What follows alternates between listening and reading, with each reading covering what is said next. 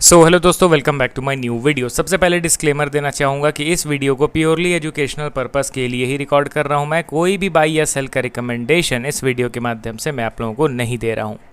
And एक reminder भी देना चाहूँगा कि एक पेड टेलीग्राम ग्रुप मैंने ओपन किया है जिसमें आप लाइव मेरे साथ वन ऑन वन इंटरैक्ट कर सकते हो, किसी भी स्टॉक के टेक्निकल या फंडामेंटल रिलेटेड डाउट को पूछ सकते हो। ग्रुप ज्वाइन करने के लिए आपको सिर्फ वन टाइम का पेमेंट करना होगा 3999 रुपीज़ का, एंड लाइफ टाइम का सब्सक्रिप्शन आपको मिल जाएगा। ग्रुप ज्वाइनिंग लिंक वीडियो के डिस्क्रिप्शन बॉक्स में दिया गया है, वहीं पे मेरा ईमेल आईडी भी मेंशन्ड है, चाहे तो मुझे आप ईमेल भी कर सकते हो फॉर दिस ज्वाइनिंग पर्पस। तो चलिए, आज इस वीडियो में टोटल 3 स्टॉक्स के बारे में बात करूंगा मैं। एंड इन तीनों स्टॉक्स को तो ऑलरेडी मैं कई बार कवर कर रहा हूं, बट अभी रीसेंट अपडेट देना बहुत ज़रूरी है। करंटली देखा जाए तो एंजल वन 288 के लेवल पे ट्रेड कर रहा है। लास्ट ट्रेडिंग सेशन में आधा मतलब कि 0.6% का करेक्शन हुआ है, माइनर डाउनफॉल।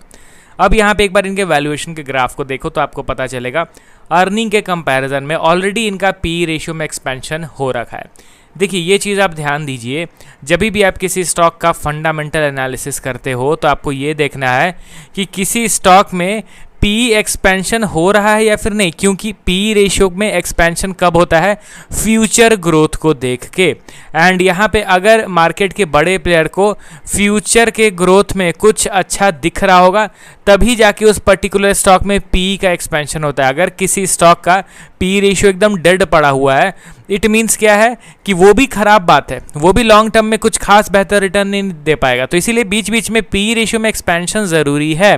एंड जब बहुत ज़्यादा एक्सपेंशन हो जाता है तो फिर वो एक करेक्शन फेज में आ जाता है। अभी के टाइम पे एंजल वन के स्टॉक में देखोगे तो जितना कंपनी का अर्निंग बढ़ा है उस हिसाब से मार्केट के बड़े प्लेयर ने पहले ही पी रेशियो में अच्छा खासा एक्सपेंशन कर रखा है through buying there shares. And अभी अर्निंग के हिसाब से पी रेशियो है, प्लस टेक्निकली अगर आप इसके चार्ट को देखोगे तो आपको पता चलेगा कि सारी चीज़ें को रिलेटेड है। कंपनी के फंडामेंटल्स, कंपनी के फाइनेंशियल्स, कंपनी के टेक्निकल्स, सारी चीज़ें फंडामेंटल। ऐसा नहीं है कि किसी कंपनी के रिजल्ट ख़राब आ रहे हैं, बिजनेस ख़त्म होने वाला है एंड टेक्निकली वो बता रहा है कि नहीं एक ज़बरदस्त बुलिश पैटर्न वो क्रिएट करने वाला है, वैसा कहीं नहीं होने वाला है। हाँ, कोई स्टॉक लगातार बेयरिश है तो आप देखोगे कि उसके रिजल्ट भी खराब आ रहे हैं, उसका बिजनेस मॉडल भी थोड़ा बहुत डगमग हो गया है। तो सारी चीज़ें को रिलेटेड है, कुछ अलग नहीं है कोई। एंजल वन को करंटली देखा जाए तो अभी अपने सपोर्ट लेवल पे आ गया है। इस सपोर्ट लेवल को ऑलरेडी हम लोग ड्रॉ करके बैठे हुए थे। रेजिस्टेंस पे हम लोग न्यूट्रल थे एंड वही चीज़ हुआ, रेजिस्टेंस को टच करते स्टॉक में कंटिन्यूअस करेक्शन हुआ।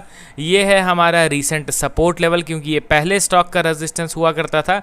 अब इस सपोर्ट लेवल पे ये स्टॉक आके रुका है। प्रीवियस वीक के कैंडलस्टिक को आप देखोगे तो यहाँ पे इनडिसाइसिव कैंडलस्टिक का फॉर्मेशन हुआ है। यहाँ पे आपको खुद से दिख रहा होगा, देखिए हर वीक यहाँ पे रेड कैंडल बन रहे हैं, ठीक है।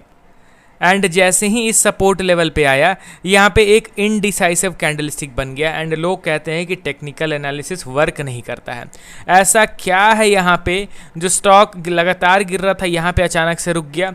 क्योंकि ये स्टॉक का सपोर्ट लेवल है। ये चीज़ हमें एडमिट करना होगा कि लेवल्स बहुत अच्छे तरीके से वर्क करते हैं, बट हम लोग गलती क्या कर बैठते हैं, हम लोग मार्केट के सेंटीमेंट को सही से अप्लाई नहीं कर पाते हैं। अगर मार्केट का सेंटीमेंट बेयरिश है तो उस कंडीशन में हम लोग सपोर्ट को ज़्यादा इंपॉर्टेंट कंसीडर नहीं करेंगे।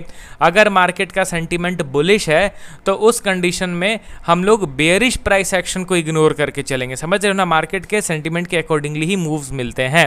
अब यहाँ पे ओवरऑल मार्केट बुलिश है एंड कोई एक ऐसा स्टॉक है जो बता रहा है कि नहीं अब मैं गिरने वाला हूँ, तो चांसेस आर पिटी हाई कि वो हल्का से गिर के इंस्टेंट रिवर्स कर जाएगा। अब समझिए मार्केट का सेंटीमेंट बेयरिश है, पूरा बाजार नीचे गिर रहा है। उस कंडीशन में एक ऐसा स्टॉक है जो दिखा रहा है कि मैं मल्टी ईयर ब्रेकआउट देने वाला हूं, तो चांसेस आर पिटी हाई कि ये ब्रेकआउट देके इंस्टेंट वो फिल कर जाएगा, क्योंकि एट द एंड सारे स्टॉक्स मार्केट के ट्रेंड को ही फॉलो करते हैं।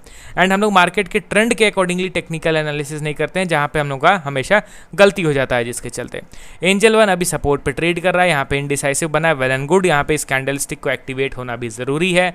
मैं अभी भी टोटल न्यूट्रल माइंडसेट लेके चल रहा हूं। अगर इन केस यहाँ पे एक रेड बनता है, इट मीन्स ये सपोर्ट ब्रेकडाउन में मानूंगा, फिर ये बढ़ेगा डायरेक्टली अपने मेजर सपोर्ट लेवल की ओर, जो कि है 204 के अप्रॉक्स में। यहाँ पे इस सपोर्ट लेवल पे अगर इन केस दोबारा आता है तो ये परफेक्ट वैल्यू इन्वेस्टिंग वाला लेवल है for long term investor.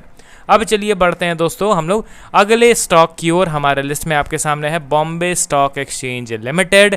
Last trading session में 1.5% का करेक्शन 3241 के लेवल पे ये ट्रेड कर रहा है। अब देखिए दोस्तों, कुछ लोग मुझे कमेंट करते हैं कि सर आपके नज़रिए से सारे स्टॉक्स तो बेरिश ही हैं। नहीं, आप गलत कह रहे हो। अक्सर मैं उन स्टॉक्स को कवर करता हूं जो स्ट्रॉन्ग बुलिश मूव देने के बाद बेयरिश हो रहे हैं, तो इसीलिए आपको लगता है कि मैं सिर्फ बेयरिश स्टॉक को कवर कर रहा हूं, बट मेन एनालिसिस तो वहीं पे वर्क करता है ना। जो स्टॉक स्ट्रॉन्ग तरीके से ऊपर कंटिन्यू जा रहा है तो वहां पे और उसका क्या एनालिसिस करने की जरूरत था।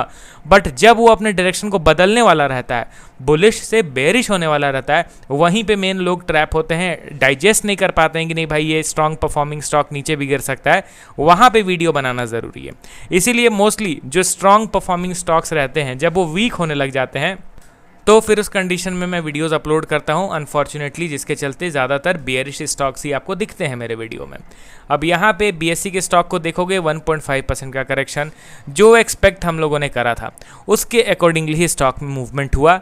टॉप लेवल से धीरे धीरे करके ये नीचे की ओर गिर रहा है। अब ये हमारा इंपॉर्टेंट रेजिस्टेंस पहले हुआ करता था, अब इस रेजिस्टेंस पे ये सपोर्ट क्रिएशन करने आ रहा है। ठीक है, लगातार गिर रहा है अच्छा खासा। एंड आपको भी पता होगा कि टॉप लेवल पे ही हम लोग मल्टीपल वीडियोस अपलोड कर रहे थे इस स्टॉक के रिगार्डिंग कि नहीं भाई यहाँ पे वीकनेस दिख रहा है।